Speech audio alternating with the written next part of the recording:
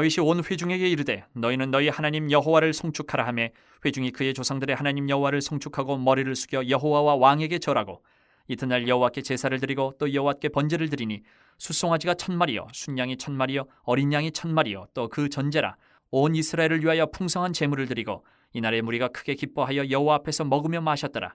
무리가 다윗의 아들 솔로몬을 다시 왕으로 삼아 기름을 부어 여호와께 돌려 주권자가 되게 하고 사독에게도 기름을 부어 제사장이 되게 하니라. 솔로몬이 여호와께서 주신 왕위에 앉아 아버지 다윗을 이어 왕이 되어 형통하니 온 이스라엘이 그의 명령에 순종하며 모든 방백과 용사와 다윗 왕의 여러 아들들이 솔로몬 왕에게 복종하니 여호와께서 솔로몬을 모든 이스라엘의 목전에서 심히 크게 하시고 또 왕의 위엄을 그에게 주사 그전 이스라엘 모든 왕보다 뛰어나게 하셨더라. 이 세 아들 다윗이 온 이스라엘의 왕이 되어 이스라엘을 다스린 기간은 40년이라 헤브론에서 7년간 다스렸고 예루살렘에서 33년을 다스렸더라. 그가 나이 많아 늙도록 부하고 존귀를 누리다가 죽음에 그의 아들 솔로몬이 대신하여 왕이 되니라. 다윗 왕의 행적은 처음부터 끝까지 선견자 사무엘의 글과 선지자 나단의 글과 선견자 갓의 글에 다 기록되고 또 그의 왕된 일과 그의 권세와 그와 이스라엘과 온 세상 모든 나라의 지난날의 역사가 다 기록되어 있느니라. 역대상의 마지막 부분을 우리가 나누어 읽었습니다. 이 역대상 마지막은 다윗이 죽고 솔로몬이 왕으로 즉위하는 부분이 장면에 기록이 되어 있습니다. 그런데 오늘 20절부터 이 마지막 끝절까지의 말씀에서 우리가 살필 것은 이 말들이 자주 나와요. 모든 이스라엘, 온 회중. 이런 말이 21절, 23절, 25절, 20절 계속 중간중간 반복이 돼요. 온 이스라엘, 모든 이스라엘, 온 회중. 이것은 어떤 의미가 있냐면 오늘 본문에서 이 다윗 왕가, 왕권이 이스라엘 모든 곳에서 모든 백성들에게 그 왕권이 인정받았다, 미치고 있다라는 표현이에요. 우리가 역대상, 역대하 열왕기서를 보면 어느 이 한두 지파만 따르고 다른 지파는 다른 왕을 세우고 이런 것들이 계속이 반복이 되는데 이 다윗이 왕이 되어서 솔로몬에 이어지기까지 그런 게 없어요. 온 이스라엘이 다 다윗에게, 솔로몬에게 복종하고 기뻐했다. 온 이스라엘. 왕권이 확실히 자리 잡혔다라는 의미가 있어요.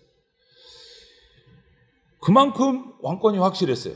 그러면 우리가 오늘 마지막 역대상을 마무리하면서 생각해 볼 말씀은 이렇게 강력하고 안정된 왕권은 도대체 어떻게 세워졌을까? 어떻게 세워졌을까?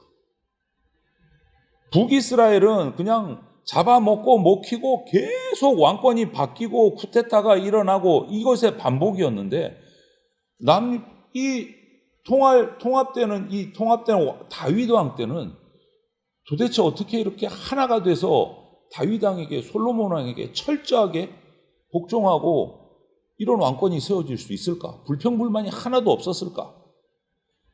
그 근거를 우리가 찾아보고 은혜를 받으면 좋겠어요. 그 첫 번째 근거는 여호와께 바쳐진 왕이었기 때문에. 율법에 보면 사람이나 물건을 제물로 삼아서 하나님께 바치는 방법이 있어요.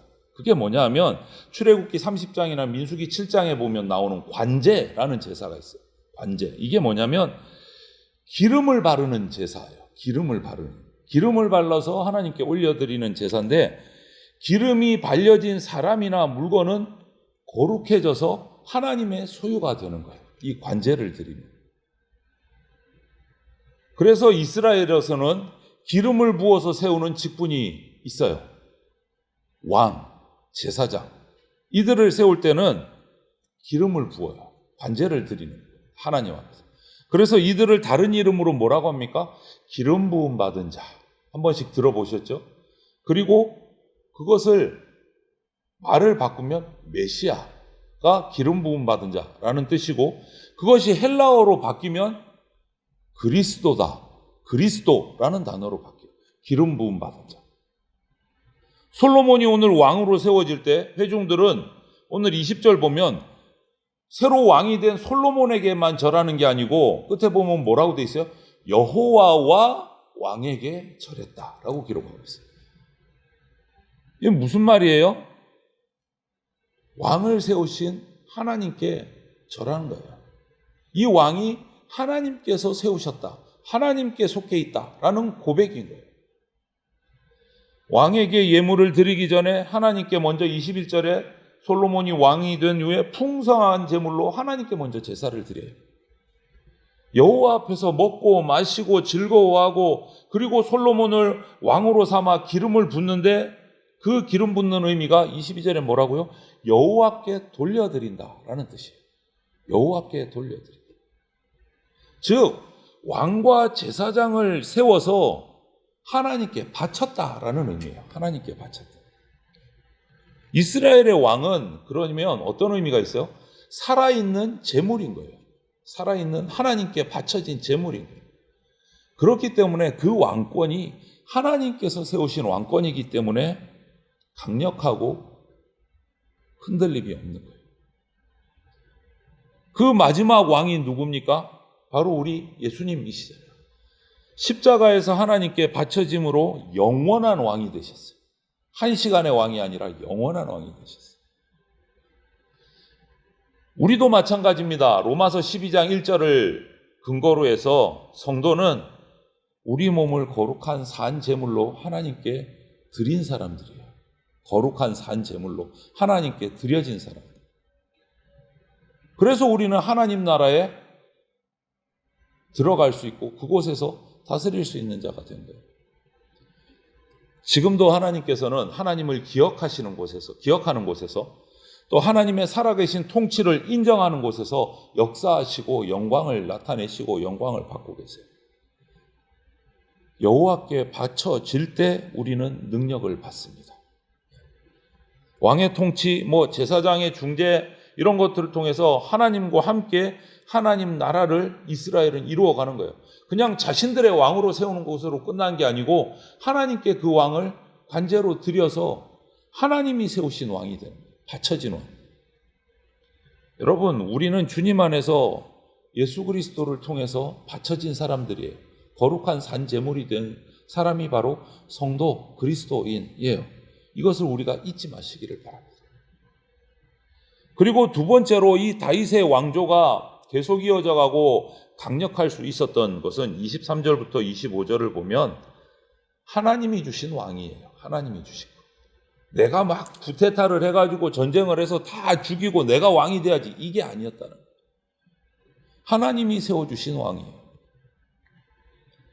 이스라엘의 왕위는요, 금방 말씀드린 것처럼 군사력을 가지고 사람들이 세워서, 세력 있는 사람들이 왕을 세워서 세워진 왕이 아니에요. 이스라엘이 다윗의 왕조는 하나님이 주신 왕조예요.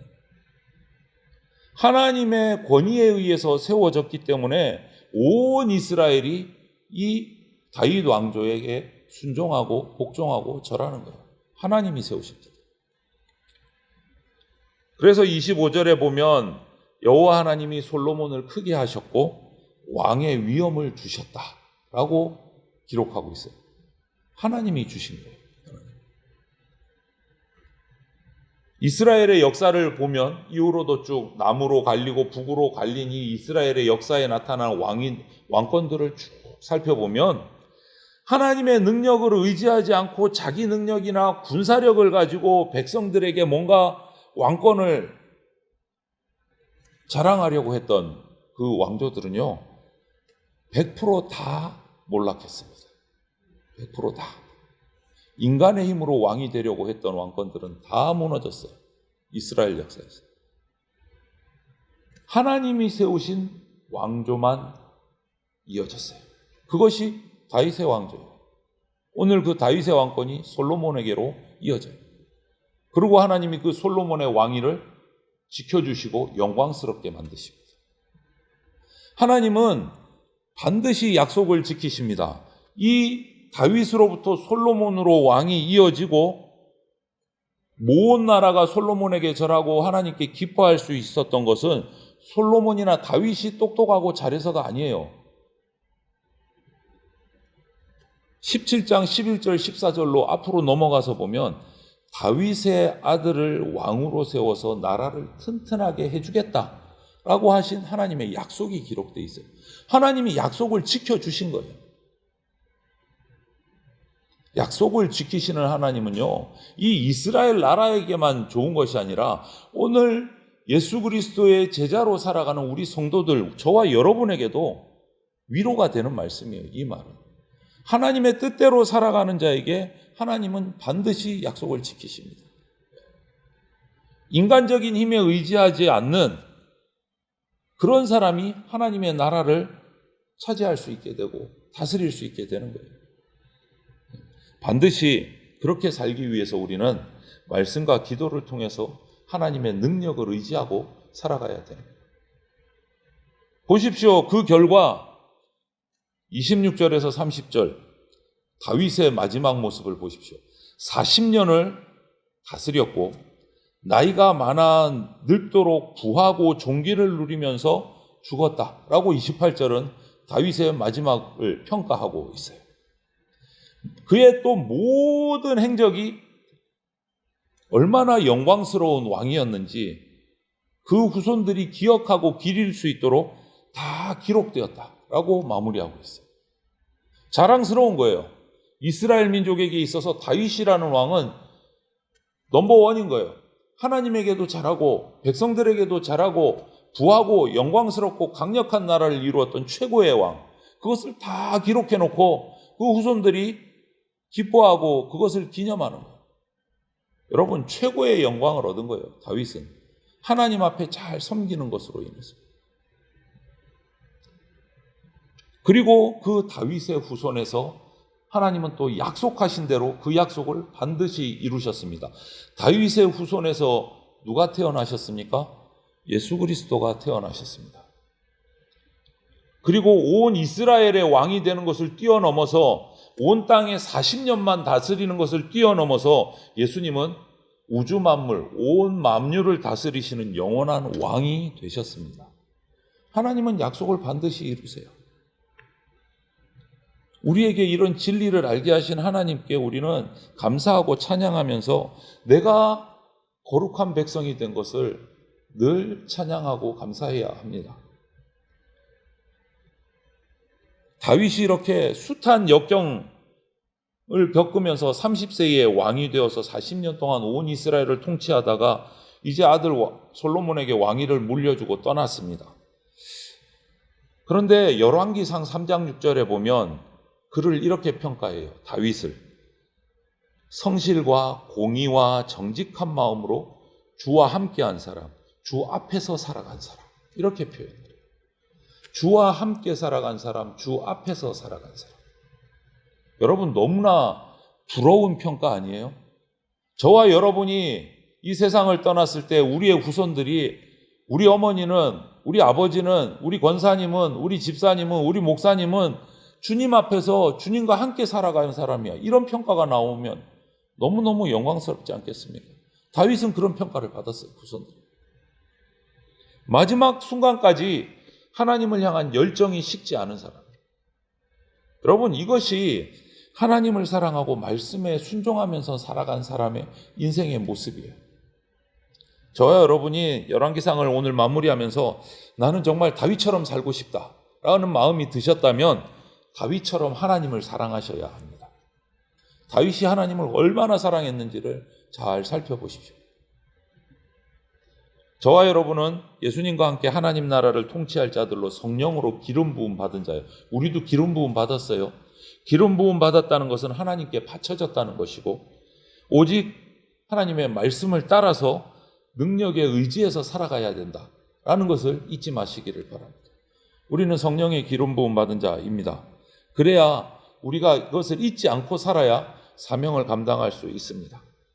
세상을 살아가면서 거룩하게 산다는 것이 쉽지 않을 때가 있지만 우리는 거룩하게 구별된 하나님의 백성이다. 오늘 하루도 이것을 잊지 마시고 거룩한 백성으로 어두운 세상에서 구별된 삶을 살아가는 주의 백성들이 다 되시기를 주님의 이름으로 축원을 드립니다. 아멘.